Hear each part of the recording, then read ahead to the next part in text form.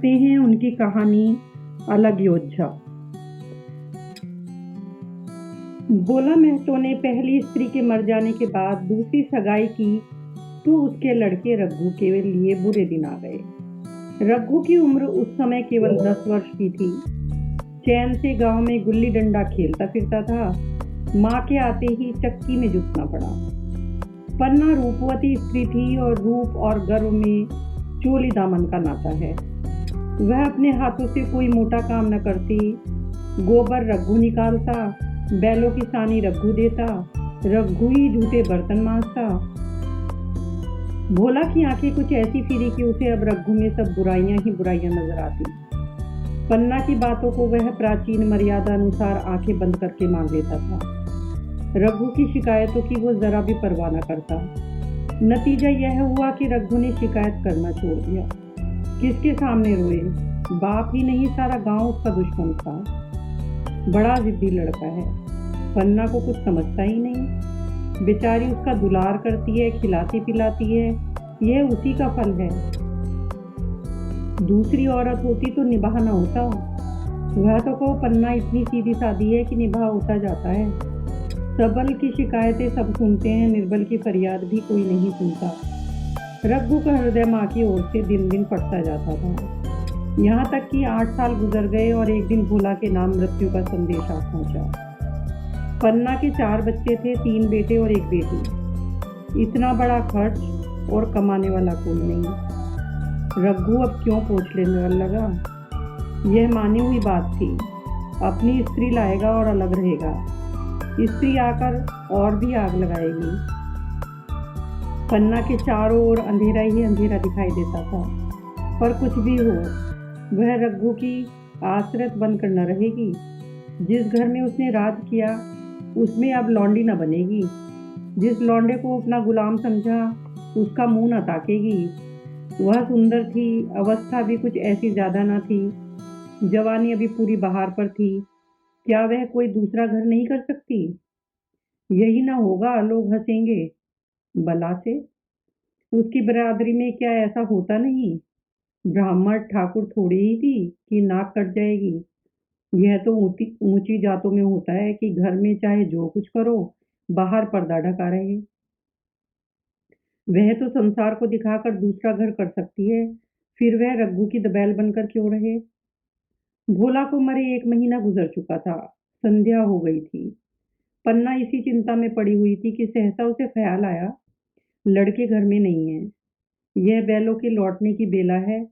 कहीं कोई लड़का उनके नीचे ना आ जाए। अब द्वार पर कौन है जो उनकी देखभाल करेगा? घर से बाहर निकली तो देखा रघु अपने झोपड़े में बैठा ऊख की गंडेरिया बना रहा है। तीनों लड़के उसे घेरे खड़े हैं और छोटी लड़की गर्दन में हाथ डाले उसकी पीठ पर सवार होने की चेष्टा कर रही है। पन्ना को अपनी आंखों पर विश्वास न आया। आज तो ये नई बात है।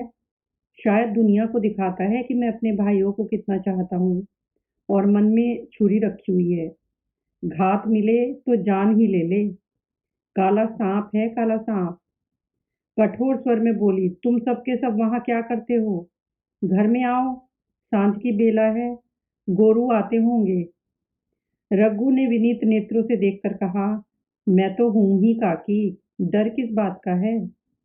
बड़ा लड़का केदार बोला, काकी, रघु दादा ने हमारे लिए 2 गाड़ियां बना दी हैं।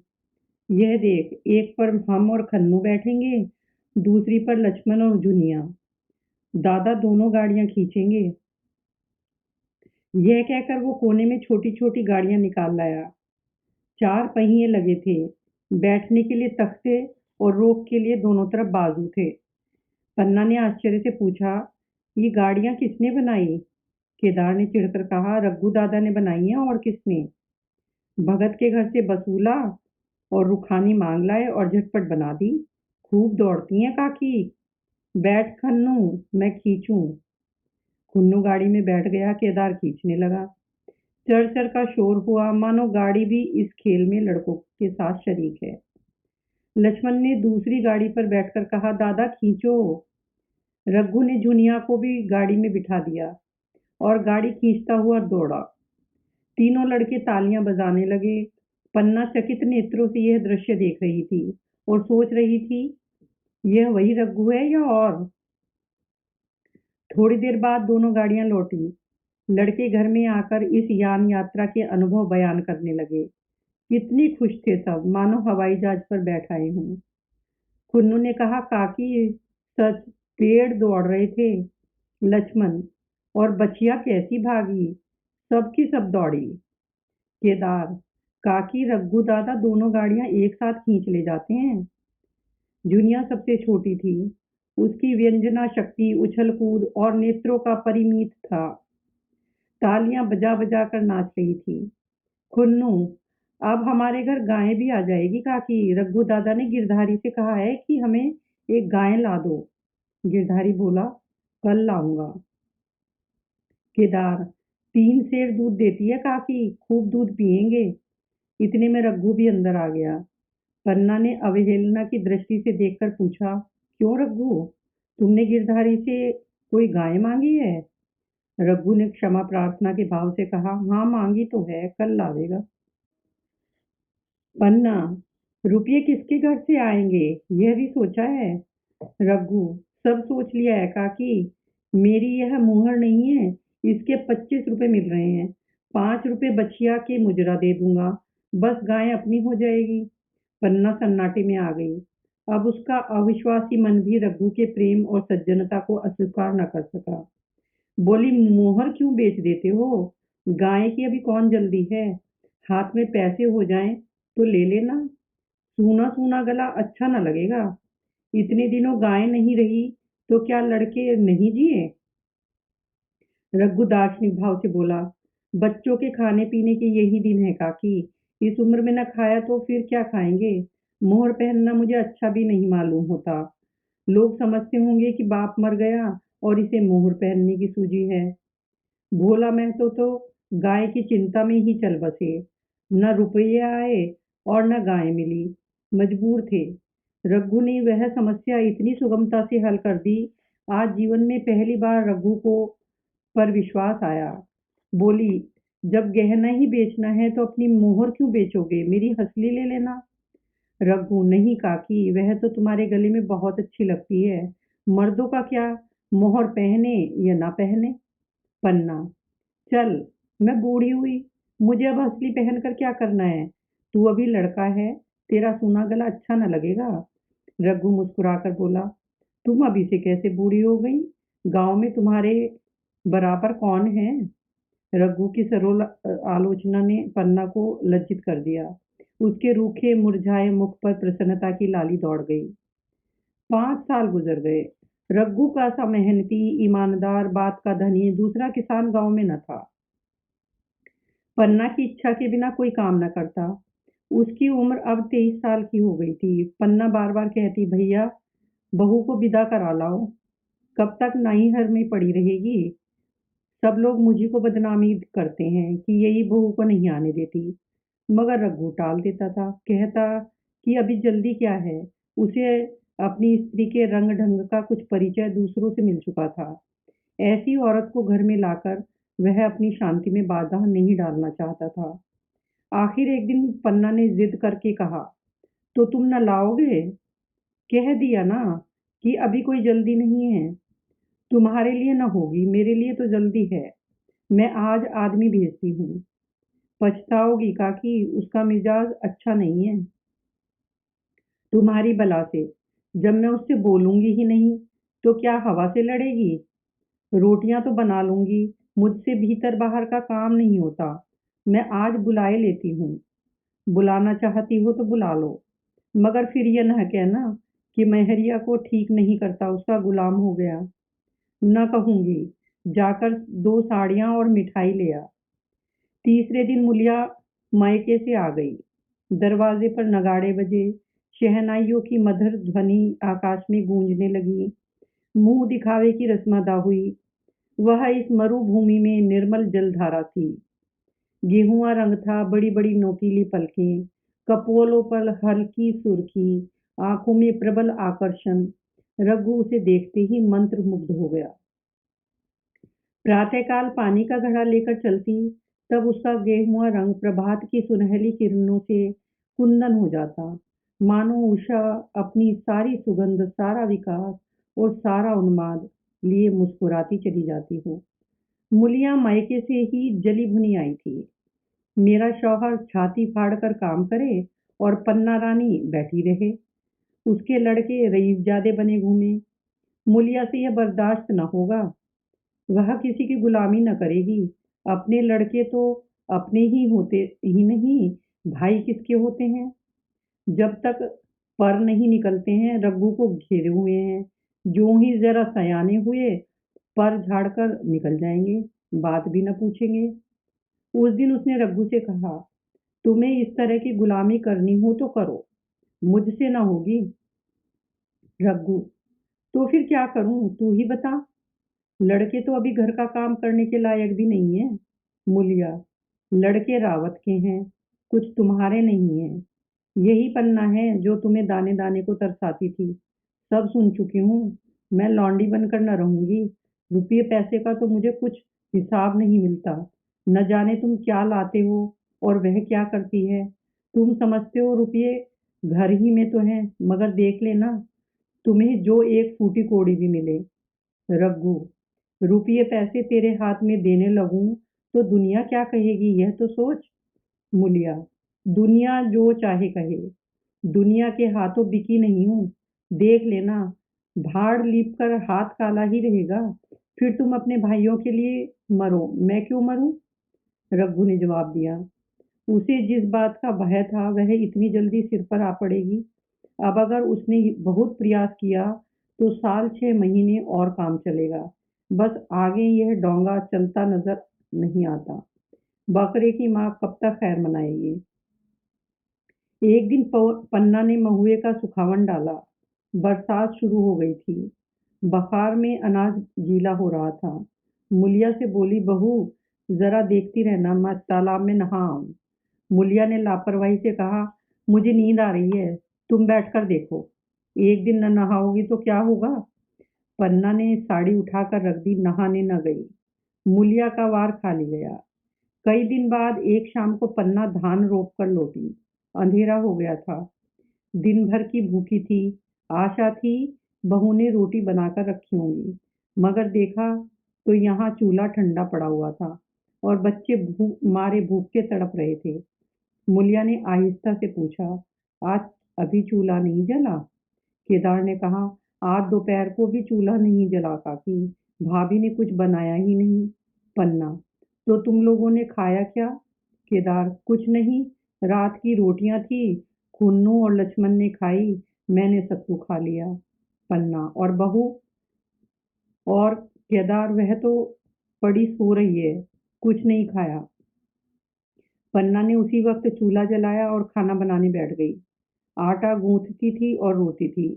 क्या नसीब है। दिन भर खेत में जली, घर आई तो चूल्हे के सामने जलना पड़ा। केदार का 14वां साल था। भाभी के रंग ढंग देखकर सारी स्थिति समझ रहा था। बोला, काकी, भाभी अब तुम्हारे साथ रहना नहीं चाहती। पन्ना ने चौंक कर पूछा, क्या कहती, कुछ कहती थी। केदार, कहती कुछ भी नहीं थी, मगर उसके मन में यही बात है। फिर तुम क्यों नहीं छोड़ देती। जैसे चाहो रहे, हमारा भी भगवान है। पन्ना ने दांतों से जीभ दबाकर कहा, चुप, मेरे सामने ऐसी बात भूलकर भी न कहना। रघु तुम्हारा भाई नहीं, तुम्हारा बाप है। मूलिया से कभी बोलोगे तो समझ लेना जहर खा लूंगी। दशहरा का त्योहार आया।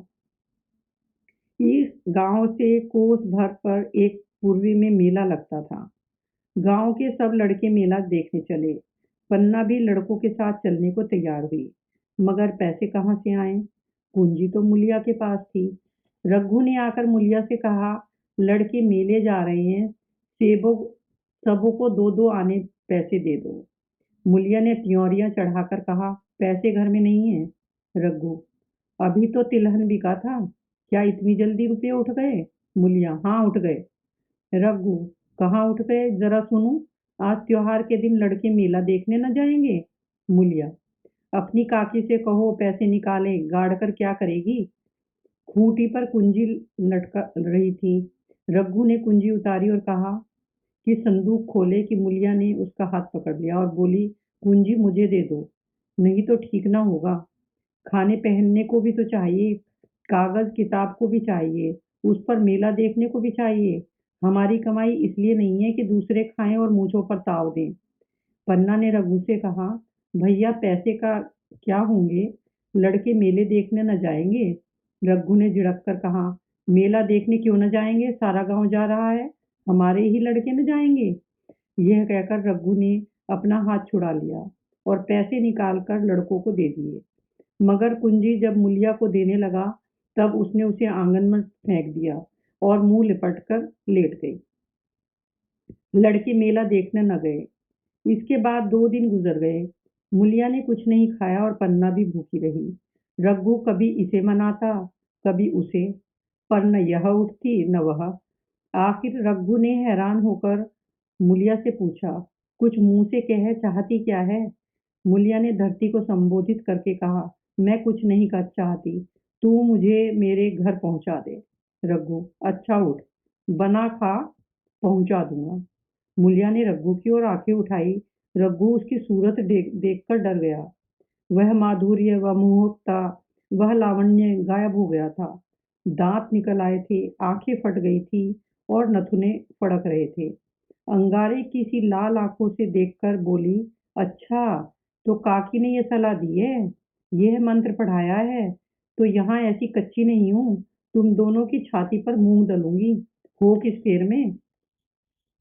रघु, अच्छा, तो मूंग ही दल लेना, कुछ खा पी तो ले, तभी तो मूंग दल सकेगी। मूलिया, अभी तो तभी मुंह में पानी डालूंगी जब घर अलग हो जाएगा। बहुत झेल चुकी, अब नहीं झेला जाता।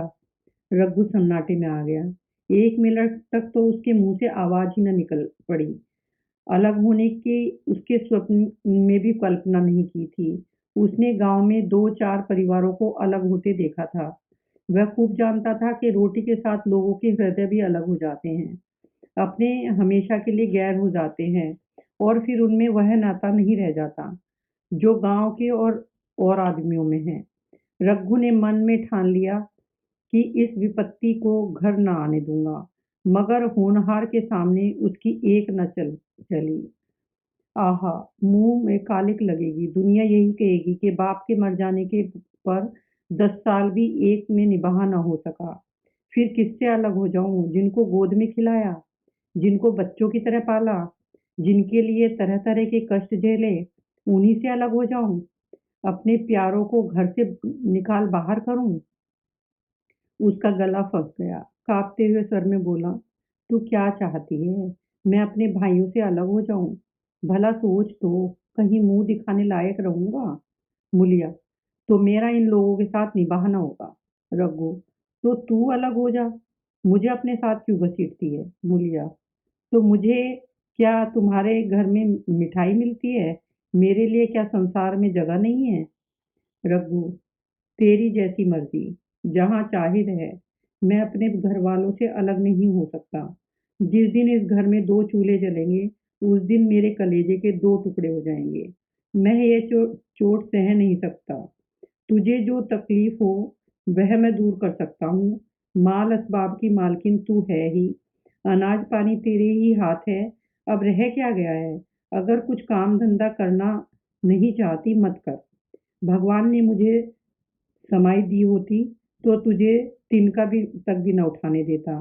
तेरे ये सुकुमार हाथ पांव मेहनत मजूरी करने के लिए बनाए ही नहीं गए हैं। मगर क्या करूं, अपना कुछ बस ही नहीं है। फिर भी तेरा जी कोई काम करने को न चाहे मत कर, मगर मुझसे अलग होने को न कहे। तेरे पैर पड़ता हूँ। मूलिया ने सिर से आंचल खिसकाया और जरा समीप आकर बोली, मैं काम करने से नहीं डरती, न बैठे बैठे खाना चाहती हूँ, मगर मुझसे किसी की धौंस नहीं सही जाती। तुम्हारी ही काकी घर का कामकाज करती है तो अपने लिए करती है, अपने बाल बच्चों के लिए करती है, मुझ पर कुछ एहसान नहीं करती। फिर मुझ पर धौंस क्यों जमाती है? उन्हें अपने बच्चे प्यारे होंगे, मुझे तो तुम्हारा आसरा है। मैं अपनी आंखों से ये नहीं देख सकती कि सारा घर तो चैन करे, जरा जरा से बच्चे तो दूध पिएं और जिसके बलबूते पर गृहस्थी थमी हुई है वह मट्ठे को तरसे। कोई उनका पूछने वाला ना हो। जरा अपना मुंह तो देखो, कैसी सूरत निकल आई है। औरों के तो 4 बरस में अपने पट्टे तैयार हो जाएंगे, तुम तो 10 साल में खाट पर पड़ जाओगे।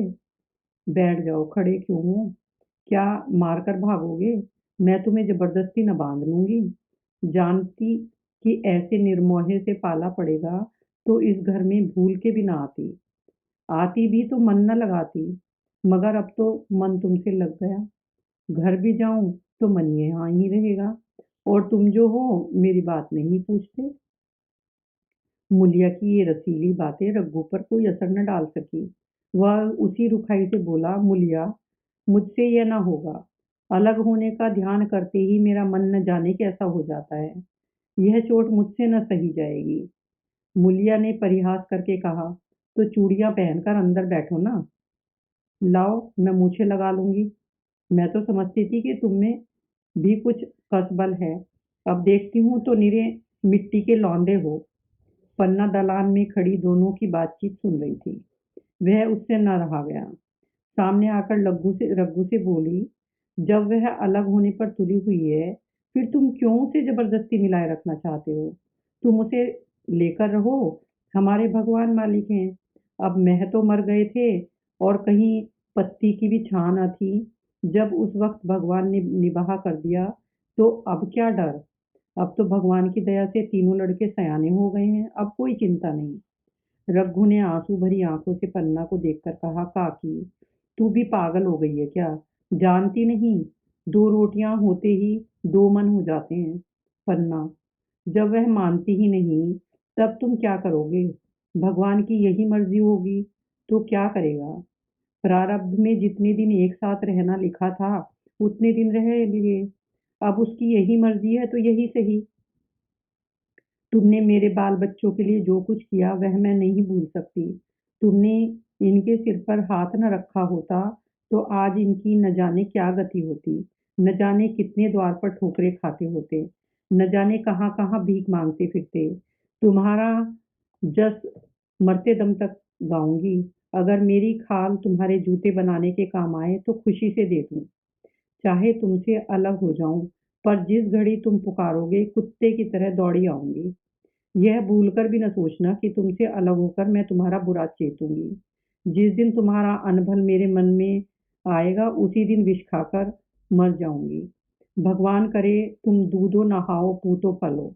मरते दम तक यही आशीष मेरे रोए रोए से निकलती रहेगी। और अगर लड़के भी अपने बाप के हैं तो मरते दम तक तुम्हारा पौस मानेंगे। यह कहकर पन्ना रोते हुए वहां से चली गई। रघु वहीं मूर्ति की तरह खड़ा रहा। आसमान की ओर टकटकी लगी थी और आंखों से आंसू बह रहे थे। पन्ना की बातें सुनकर मूलिया समझ गई कि अब अपने पोबारा है। चटपट उठी, घर में झाड़ू लगाया, चूल्हा जलाया और कुएं से पानी लाने चली।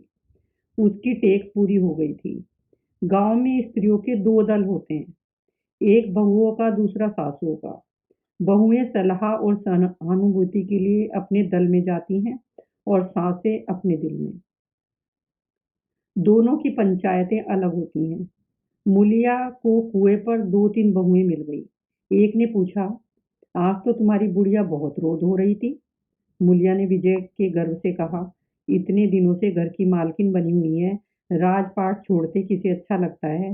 बहन, मैं उसका बुरा नहीं चाहती, लेकिन एक आदमी की कमाई में कहाँ तक बरकत होगी। मेरी भी तो यही खाने पीने पहनने ओढ़ने के दिन हैं। अभी उसके पीछे मरो, फिर बाल बच्चे हो जाएंगे, उनके पीछे मरो, सारी जिंदगी रोते ही कट जाए।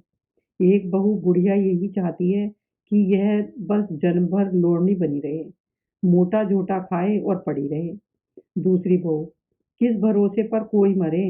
अपने लड़के तो बात नहीं पूछते, पराये लड़कों का क्या भरोसा। कल इनके हाथ पांव हो जाएंगे, फिर कौन पूछता है। अपनी अपनी मेहरियों का मुंह देखेंगे। पहले से ही फटकार देना अच्छा है, फिर तो कोई कलंक ना होगा। मूलियाँ पानी लेकर गई, खाना बनाया और रघु से बोली, जाओ नहा आओ, रोटी तैयार है। रघु ने मानो सुना ही नहीं, सिर पर हाथ रखकर द्वार की तरफ ताकता रहा। मूलिया, क्या कहती हूँ, कुछ सुनाई देता है? रोटी तैयार है, जाओ नहाओ। रघु, सुन तो रहा हूँ, क्या बह रहा हूँ? रोटी तैयार है तो जाकर खा ले। मुझे भूख नहीं है। मुलिया ने फिर कुछ नहीं कहा, जाकर चूल्हा बुझा दिया, रोटियां उठाकर छींके पर रख दी और मुंह ढांक कर लेट रही। जरा देर में पन्ना आकर बोली, खाना तो तैयार है, नहा धोकर खा लो, वह भी भूखी होगी। रघु ने झुंझलाकर कहा, काकी, तू घर में रहने देगी कि मुंह में कालिख लगाकर कहीं निकल जाऊं? खाना तो खाना ही है, आज न खाऊंगा कल खाऊंगा, अभी मुझसे न खाया जाएगा। केदार क्या अभी मदरसे से नहीं आया? पन्ना, अभी तो नहीं आया, आता ही होगा। पन्ना समझ गई कि जब तक वह खाना बनाकर लड़कों को न खिलाएगी और खुद न खाएगी, रघु न खाएगा। इतना ही नहीं, उसे रघु से लड़ाई करनी पड़ेगी, उसे जली कटी सुनानी पड़ेगी, उसे यह दिखाना पड़ेगा कि मैं ही उससे अलग होना चाहती हूँ, नहीं तो वह इसी चिंता में घुल घुल कर प्राण दे देगा। यह सोचकर उसने अलग चूल्हा जलाया और खाना बनाने लगी। इतने में केदार और खुन्नू मदरसे से आ गए। पन्ना ने कहा, आओ बेटा, खा लो, रोटी तैयार है। केदार ने पूछा, भैया को बुला लूं ना? पन्ना, तुम आकर खा लो, उनकी रोटी बहू ने अलग बनाई है। खुन्नू, जाकर भैया से पूछ ना जाऊं? पन्ना, जब उसका जी चाहेगा खाएगा, तू बैठकर खा, तुझे इन बातों से क्या मतलब? जिसका जी चाहेगा खाएगा, जिसका जी ना चाहेगा ना खाएगा। जब वह और उसकी बीवी अलग रहने पर तुले हैं तो कौन मनाए? केदार, तो क्या अम्मा जी, क्या हम अलग घर में रहेंगे? पन्ना, उनका जी चाहे एक घर में रहें, जी चाहे आंगन में दीवार डाल लें। खन्नू ने दरवाजे पर आकर झांका, सामने फूस की झोपड़ी थी, वहीं खाट पर पड़ा रघु नारियल पी रहा था। खुन्नू, भैया तो अभी नारियल लिए बैठे हैं। पन्ना, जब जी चाहेगा खाएगा। केदार, भैया ने भाभी को डांटा नहीं? मुलिया अपनी कोठरी में पड़ी सुन रही थी, बाहर आकर बोली, भैया ने तो नहीं डांटा, अब तुम आकर डांटो। केदार के चेहरे का रंग उड़ गया, फिर जबान न खुली। तीनों लड़कों ने खाना खाया और बाहर निकले। लू चलने लगी थी। आम के बाग में गांव के लड़के लड़कियां हवा से गिरे हुए आम चुन रहे थे। केदार ने कहा, आज हम भी आम चुनने चलें, आम गिर रहे हैं। खन्नू, दादाजी बैठे हैं। लक्ष्मण, मैं न जाऊंगा, दादा घुड़केंगे। केदार, वह तो अब अलग हो गए। लक्ष्मण, तो अब हमको कोई मारेगा तब भी दादा न बोलेंगे? केदार, वाह, तब क्यों न बोलेंगे? रघु ने तीनों लड़कों को दरवाजे पर खड़े देखा, पर कुछ बोला नहीं। पहले तो वह घर से बाहर निकलते ही उन्हें डांट बैठता था, पर आज वह मूर्ति के समान निश्चल बैठा हुआ था। अब लड़कों को कुछ साहस हुआ, कुछ दूर और आगे बढ़े। रघु अब भी न बोला। कैसे बोले? वह सोच रहा था, काकी ने लड़कों को खिला पिला दिया, मुझसे पूछा तक नहीं। क्या उसकी आंखों पर भी पर्दा पड़ गया है? अगर मैंने लड़कों को पुकारा और वह न आए तो मैं उनको मार पीट तो सकूंगा। लू में सबके सब मारे मारे फिरेंगे, कहीं बीमार न पड़ जाएं। उसका दिल महसूस कर रह जाता था, लेकिन मुंह से कुछ कह न सकता था। लड़कों ने देखा कि वह बिल्कुल नहीं बोलते तो निर्भय होकर चल पड़े। सहसा मुलिया ने आकर कहा, अब तो उठोगे कि नहीं? अभी भी नहीं? जिनके नाम पर फाका कर रहे हो, उन्होंने मजे से लड़कों को खिलाया और आप खाया, अब आराम से सो रही है। मोर पिया मोरी बात न पूछे, मोर सुहागन नाव, एक भी तो मुंह से न फटा कि भैया खा लो। रघु को इस समय मर्मांतक पीड़ा हो रही थी। मुलिया के इस कठोर शब्दों ने घाव पर नमक छिड़क दिया। दुखित नेत्रों से देखकर बोला, तेरी तो मर्जी थी, वही तो हुआ, अब जा ढोल बजा। मुलिया, नहीं, तुम्हारे लिए थाली परोसे बैठी हूँ। रघु, मुझे चिढ़ा मत, तेरे पीछे मैं भी बदनाम हो रहा हूँ। जब तू किसी की होकर नहीं रहना चाहती तो दूसरों को क्या गरज है जो तेरी खुशामद करें? जाकर काकी से पूछ, लड़के आम चुनने गए हैं, उन्हें पकड़ लाऊं? मुलिया अंगूठा दिखाकर बोली, यह जाता है, तुम्हारे 100 बार गरज हो, जाकर पूछो। इतने में पन्ना भी भीतर से निकल आई। रघु से पूछा, लड़के बगीचे में चले गए काकी, तू लू चल रही है, पन्ना, अब उनका कौन 75 है। बगीचे में जाएं, पेड़ पर चढ़ें, पानी में डूबें, मैं अकेली क्या क्या करूं। रघु, जाकर पकड़ लाऊं। पन्ना, जब तुम्हें अपने मन से ही नहीं जाना है तो फिर मैं क्या जाने को कहूँ। तुम्हें रोकना होता तो तुम रोक ना देते, तुम्हारे सामने ही से तो गए थे। पन्ना की बात पूरी ना हुई थी कि रघु ने नारियल कोने में रख दिया और बाग की तरफ चला। रघु लड़कों को लेकर बाग से लौटा तो देखा मुलिया अभी भी झोपड़े में खड़ी है। बोला, तू जाकर खा क्यों नहीं लेती, मुझे तो इस बेला भूख नहीं है। मूलिया ऐंठ कर बोली, हाँ भूख क्यों लगेगी, भाइयों ने खाया वह तुम्हारे पेट में पहुंच ही गया होगा। रघु ने दांत पीस कर कहा, मुझे जला मत मुनिया, नहीं तो अच्छा ना होगा। खाना कहीं भागा नहीं जाता, एक बेला न खाऊंगा तो मर न जाऊंगा। क्या तू समझती है कि घर में आज कोई छोटी बात हुई है। तूने घर में चूल्हा नहीं जलाया, मेरे कलेजे में आग लगाई है। मुझे घमंड था और चाहे कुछ भी हो जाए, पर मेरे घर में फूट का रोग ना आने पावेगा। पर तूने मेरा घमंड चूर कर दिया। प्रारब्ध की बात है। मूलिया तिनक कर बोली, सारा मोह हो तुम्ही को है, और किसी को भी है। मैं तो किसी को तुम्हारी तरह बिसुरते नहीं देखती। रघु ने ठंडी सांस खींचकर कहा, मूलिया घाव पर नौन न छिड़क, तेरे ही कारण मेरे पीठ में धूल लग रही है। मुझे इस गृहस्थी का मोह ना होगा तो किसे होगा।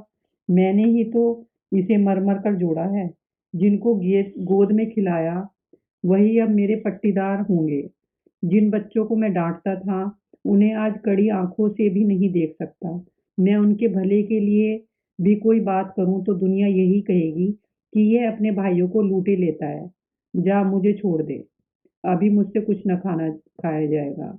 मूलिया, मैं कसम खा रखूंगी, नहीं चुपके से चले चलो। रघु, देख अभी भी कुछ नहीं बिगड़ा बिगड़ा है, अपनी हट छोड़ दें। मूलिया, हमारा ही लहू पिए, जो खाने न उठे। रघु ने कानों पर हाथ रखकर कहा, यह तूने क्या किया मूलिया, मैं तो उठ ही रहा था, चल खा लूं, नहाने धोने कौन जाए।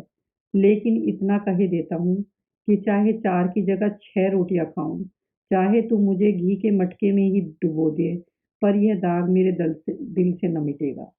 मूलिया, दाग वाग सब मिट जाएगा। पहले सबको ऐसा ही लगता है, देखते नहीं हो उधर कैसी चैन की बंसी बज रही है। वह तो मना ही रही थी किस तरह ये सब अलग हो जाएं। अब वह पहले किसी चांदी तो नहीं है कि जो कुछ घर में आवे सब गायब। अब क्यों हमारे साथ रहने लगी। रघु ने आहत स्वर से कहा, इसी बात का तो मुझे गम है कि काकी से ऐसी आशा न थी। रघु खाने बैठा तो कौर विष के घूंट सा लगता था। जान पड़ता था रोटियां भूसी की हैं। दाल पानी सी लगती थी, पानी भी कंठ से नीचे न उतरता था। दूध की तरफ देखा तक नहीं। 2-4 ग्रास खाकर उठा, जैसे किसी प्रियजन के श्राद्ध का भोजन हो। रात का भोजन भी उसने इसी तरह किया। भोजन क्या किया, कसम पूरी की। रात भर उसका चित्त उद्विग्न रहा। एक अज्ञात शंका उसके मन पर छाई हुई थी, जैसे भोला महतो द्वार पर बैठा रो रहा हो। वह कई बार चौंक कर उठा, ऐसा जान पड़ा भोला उसकी की ओर तिरस्कार की नजरों से देख रहा है। वह दोनों जून का भोजन करता था, पर जैसे शत्रु के घर। भोला की शोक मग्न मूर्ति आंखों से न उतरती। रात को उसे नींद न आती। वह गांव से निकलता तो इस तरह मुंह चुराए, सिर झुकाए, मानो गौ हत्या की हो। 5 साल गुजर गए। रघु अब 2 लड़कों का बाप था। आंगन में दीवार खिंच गई थी, खेतों में मेंढे डाल दी गई थी और बैल बधी बांट लिए गए थे। केदार की उम्र भी अब 16 वर्ष की हो गई थी।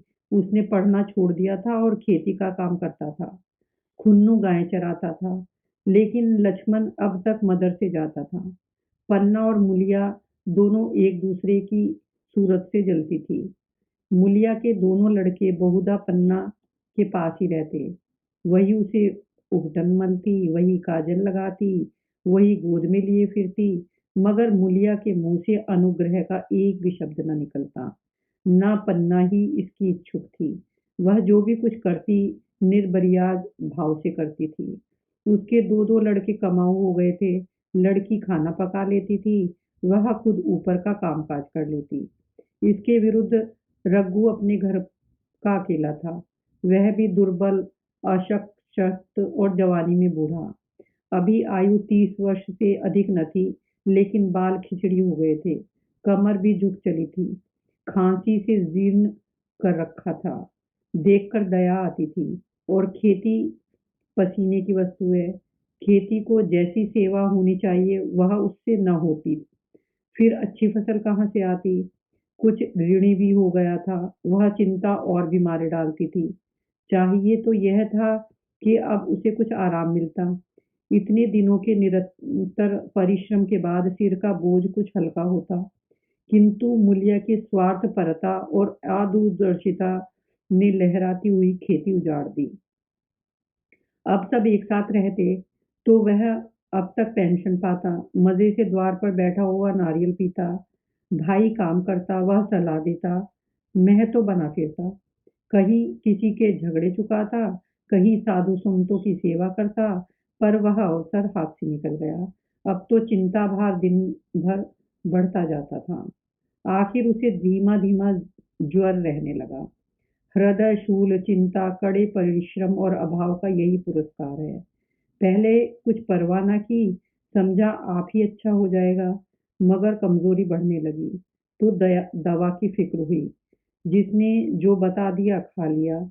डॉक्टरों और वैद्यों के पास जाने की सामर्थ्य कहाँ, और सामर्थ्य भी होती तो रुपये खर्च कर देने के सिवा और नतीजा ही क्या था।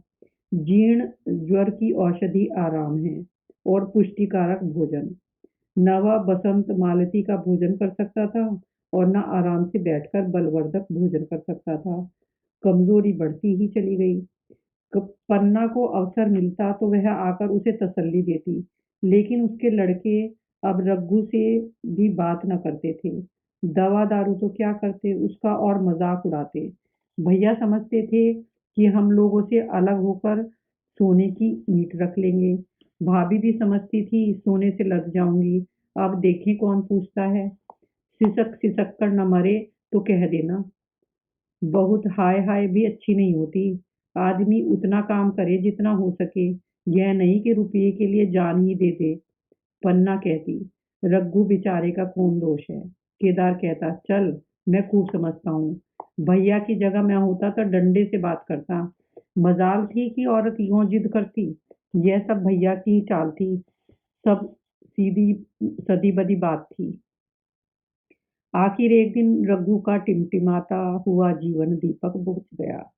दीप मौत ने सारी चिंताओं का अंत कर दिया। अंत समय उसने केदार को बुलाया, पर केदार को ऊख में पानी देना था। डरा कहीं दवा के लिए न भेज दे, बहाना बना दिया। मूलिया का जीवन अंधकार में हो गया। जिस भूमि पर उसने मंसूबों की दीवार खड़ी की थी, अब नीचे से खिसक गई थी। जिस खूंटे के बल पर वह उछल रही थी, वह उखड़ गया। गांव वालों ने कहना शुरू किया, ईश्वर ने कैसा तत्काल दंड दिया। बेचारी मारे लाज के अपने बच्चों के लिए रोया करती। गांव में किसी को मुंह दिखाने के साहस न करती।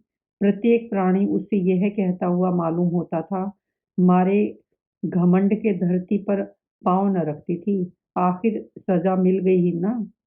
अब इस घर में कैसे निभा होगा, वह किसके सहारे रहेगी, किसके बल पर खेती होगी।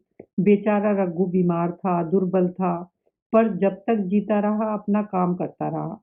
मारे कमजोरी के कभी कभी सिर पकड़कर बैठ जाता और जरा दम लेकर फिर हाथ चलाने लगता था। सारी खेती तहस नहस हो रही थी, उसे कौन संभालेगा। अनाज की डाठें खलियान में पड़ी थी, ऊख अलग सूख रही थी। वह अकेली क्या क्या करेगी। फिर सिंचाई अकेले आदमी का तो काम नहीं, तीन तीन मजूरों को कहाँ से लाए। गांव में मजदूर थे ही कितने। आदमियों के लिए खींचातानी हो रही थी, क्या करे क्या ना करे। इस तरह 13 दिन बीत गए। क्रियाक्रम से छुट्टी मिली। दूसरे ही दिन सवेरे मूलिया ने दोनों बालकों को गोद में उठाया और अनाज मांडने चली। खलियान में पहुंचकर उसने एक को तो पेड़ के नीचे घास के नरम बिस्तर पर सुला दिया और दूसरों को वहीं बैठाकर अनाज मांडने चले गई। बैलों को हाँकती थी और रोती थी। क्या इसीलिए भगवान ने उसको जन्म दिया था? देखते देखते क्या से क्या हो गया। इन्हीं दिनों पिछले साल भी अनाज मांडा गया था। वह रघु के लिए लोटे में शरबत और मटर की घूंगनी लेकर आई थी। आज कोई उसके न आगे है न पीछे, लेकिन किसी की लौंडी तो नहीं हूँ। उसे अलग होने का अब भी पछतावा न था। एकाएक छोटे बच्चे का रोना सुनकर उसने उधर ताका तो बड़ा लड़का उसे चुमका कर कह रहा था, भैया चुप हो जा, चुप हो जा। धीरे धीरे उसके हाथ पर मुंह रखकर फेरता था और चुप करने के लिए विकल था। तब बच्चा किसी तरह न चुप हुआ था, तो वह खुद उसके पास लेट गया और उसे छाती से लगाकर प्यार करने लगा।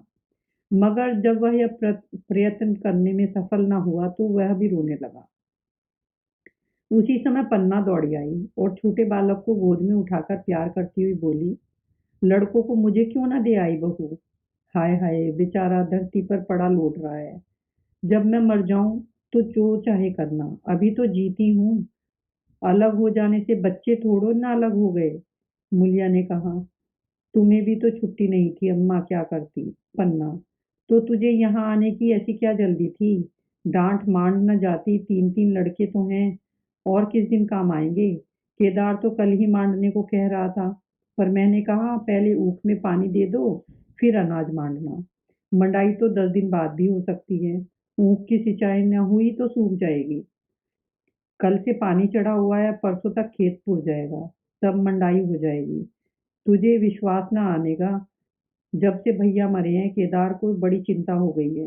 दिन में 100 बार पूछता है, भाभी बहुत रोती तो नहीं है, देख लड़के भूखे तो नहीं है। कोई लड़का रोता है तो दौड़ आता है, देख अम्मा क्या हुआ, बच्चे रुक क्यों रोते हैं। कल रोकर बोला, अम्मा मैं जानता कि भैया इतनी जल्दी चले जाएंगे तो उनकी सेवा कर लेता। कहाँ जगह जगाए उठता था, अब देखती हो पहर रात से उठकर काम में लग जाता हूँ। खुन्नू कल जरा सा बोला, पहले हम अपनी ऊख में पानी दे देंगे, तब भैया की ऊख में देंगे। उस पर केदार ने ऐसा डांटा कि खुन्नू के मुंह से फिर बात न निकली। बोला, कैसी तुम्हारी और कैसी हमारी ऊख। भैया ने जिला न लिया होता तो आज या तो मर गए होते या कहीं भीख मांगते। आज तुम बड़े ऊख वाले बने हो, या उन्हीं का पुण्य और प्रताप है कि आज भले आदमी बने बैठे हो। परसों रोटी खाने के लिए बुलाने गई तो मंडैया पर रो रहा था। पूछा, क्यों रोता है, तो बोला अम्मा भैया इसी अलग योद्धे के दुख से मर गए। नहीं अभी उनकी उम्र ही क्या थी। यह उस बखत न सूझा, नहीं उनसे क्यों बिगाड़ करते। यह कहकर पन्ना ने मुलिया की ओर संकेत पूर्ण दृष्टि से देखकर कहा, तुम्हें वह अलग न रहने देगा बहू। कहता है भैया हमारे लिए मर गए तो हम भी उनके बाल बच्चों के लिए मर जाएंगे। मलिया की आंखों से आंसू जारी थे। पन्ना की बातों में आज सच्ची वेदना, सच्ची सांत्वना, सच्ची सदचिंता भरी हुई थी। मूलिया का मन कभी उसकी ओर इतना आकर्षित न हुआ था। जिनसे उसे व्यंग और प्रतिकार का भय था, वे इतने दयालु और इतने शुभेच्छु हो गए थे। आज पहली बार उसे अपनी स्वार्थपरता पर लज्जा आई। पहली बार आत्मा ने अलग योद्धे पर धिक्कारा। इस घटना को 5 साल गुजर गए। पन्ना आज बूढ़ी हो गई थी। केदार घर का मालिक था। मुलिया घर की मालकिन थी। खुन्नू और लक्ष्मण के विवाह हो चुके हैं, मगर केदार अभी तक कुंवारा है। कहता है मैं विवाह न करूंगा। कई जगहों से बातचीत हुई, कई सगाइयां आई, पर उसने हामी न भरी। पन्ना ने कंपे लगाए, जाल फैलाए, पर वह न फंसा। कहता, औरतों से कौन सुख। महरिया घर में आई और आदमी का मिजाज बदला।